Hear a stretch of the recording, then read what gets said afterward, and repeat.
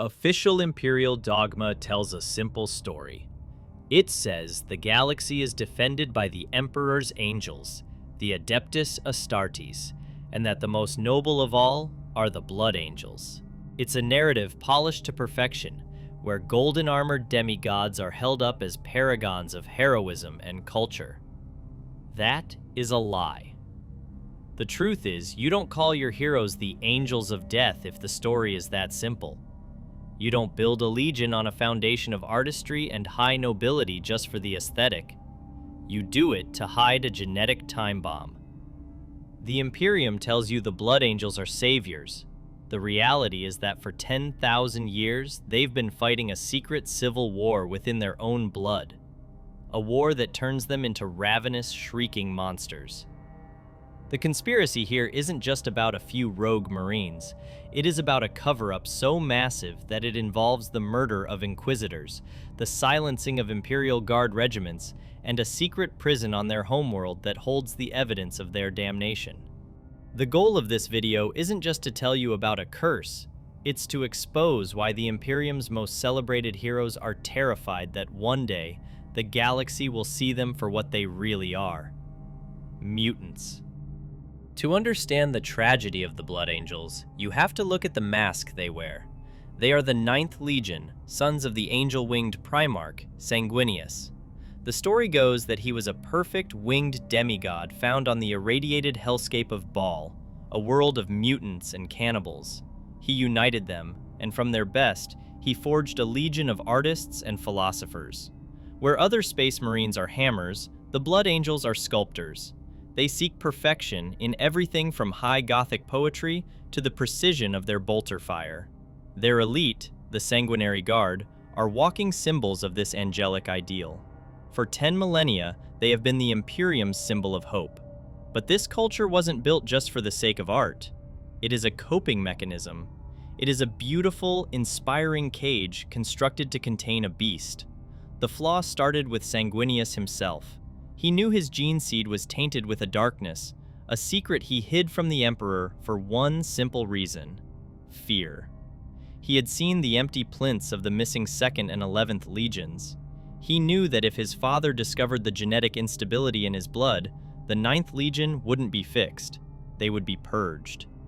The first part of this curse is the Red Thirst. Imperial propaganda paints this as a ferocity in battle. In reality, it is a deep biological addiction. Think of it as a gnawing hunger for blood that every son of Sanguinius fights from the moment he becomes a Marine. It is always there, scratching at the back of their mind. In the middle of a battle, this need can snap the chain of control. A Blood Angel can lose himself entirely, abandoning tactical protocols and defensive positions for a single-minded, feral charge. They aren't just driven by the need to kill the enemy. They are driven by the need to feed on them. This is the source of the chapter's profound shame. It is why they strive so hard for nobility, because they know that without that discipline, they are no better than the beasts they hunt. But they don't always win. It is an open secret among those who fight alongside them that after a Blood Angel's victory, you will often find the bodies of enemies, and sometimes even unlucky Imperial Guardsmen, drained of blood. If you think the Blood Angels have it under control, you only need to look at their successor chapters to see the bad ending. Look at the Flesh Terrors. They are the quiet part out loud. They possess the same gene seed as the Blood Angels, but they have stopped pretending to be artists. They have embraced the savagery. Led by Chapter Master Gabriel Seth, the Flesh Terrors are on the brink of being declared renegades. On Armageddon, they massacred the very militia they were sent to protect because the bloodlust took over. They are the living nightmare of every Blood Angel, a future where the nobility is gone and only the monster remains. They are the proof that the gene seed is fundamentally broken, and they are the primary reason the Inquisition is circling the bloodline like vultures. But as terrifying as the Red Thirst is, It's nothing next to the second flaw, the Black Rage. This isn't a hunger, it's a psychic damnation. Its origin is the single most pivotal moment in their history, the death of their Primarch. Aboard Horus's battle barge at the climax of the heresy, Sanguinius was killed by the arch-traitor. The psychic shock of that death scream was so powerful it echoed through time and space, scarring the gene seed of every one of his sons forever. Now, 10,000 years later, any blood angel can fall to the Black Rage. It can happen in battle, in prayer, or in sleep. His mind shatters. He is thrown into a waking hallucination where he believes he is Sanguinius in his final, doomed fight. He doesn't see orcs or Tyranids anymore. He sees the traitor Horus. He sees his brothers falling. He is consumed by an unstoppable, psychotic rage. There is no cure. There is no coming back. The hero is dead, and a berserker lost in a 10,000-year-old memory is all that is left. For these fallen brothers, the chapter has a horrifying solution. They are formed into the Death Company.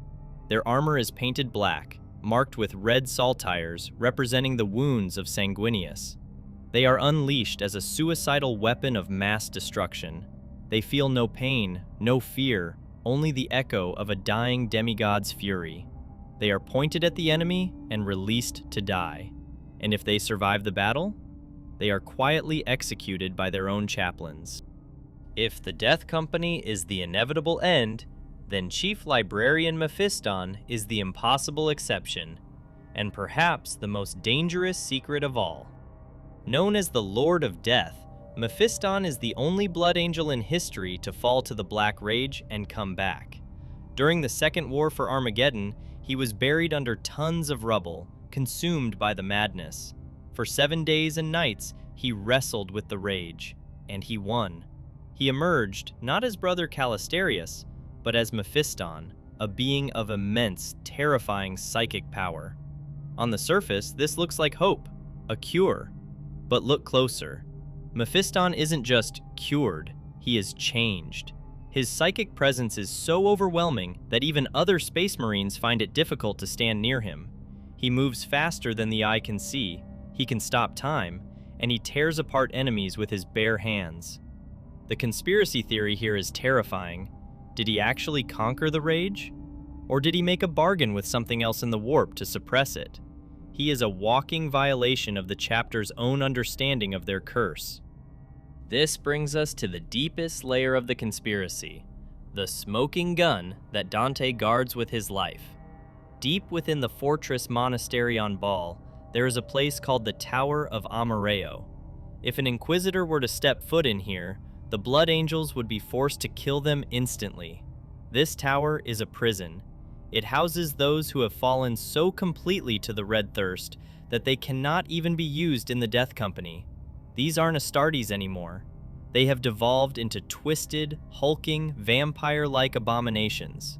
They scramble in the dark, howling for blood, stripping away every lie of nobility the chapter tells the galaxy. During the devastation of Baal, when the Tyranids nearly wiped them out, Commander Dante did the unthinkable. In a moment of ultimate desperation, he opened the tower. He unleashed these damned brothers onto the alien hordes. It was effective, but it was a terrifying admission that the Blood Angels are hoarding a weapon made of their own genetic corruption. This leads us to the real danger. It's true that the Blood Angels are a first founding chapter. They command a near legion strength force of successors. The Inquisition cannot simply purge them like a minor chapter without starting a catastrophic civil war. But the threat isn't just military, it's existential. The Imperium is built on dogma, superstition, and hatred of the mutant. If the High Lords of Terra, or the wider ecclesiarchy, discovered that the Angels are actually blood-drinking mutants housing monsters in their basements, the Blood Angels would lose their status as protectors of humanity. They would be branded abhuman. Commander Dante, the oldest living Marine, has carried this burden for 1,500 years. He knows that he isn't just fighting the enemies of the Emperor, he is fighting a PR war to keep his family from being ostracized by the very people they die to save.